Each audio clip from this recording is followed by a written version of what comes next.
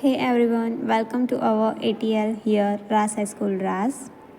This is where creativity, innovation, and technology come to life. Let's take a quick tour of what we do here.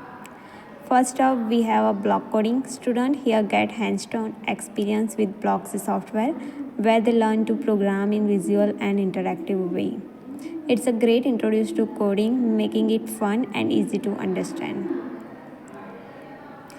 We have also delved into Arduino and the world of the Internet of Things or IoT. Students program sensors, motor, and other devices to create smart system. It's all about building solutions that interact with the real world.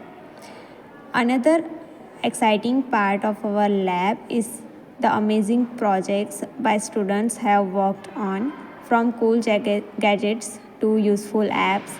The creativity here is truly inspiring. It's all about putting their knowledge into action and solving real world problems.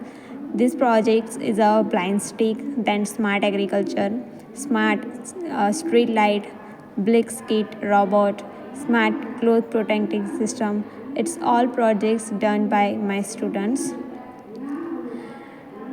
And of course, this is our tool station where students have access to wide variety of tools and equipment to bring their ideas to life.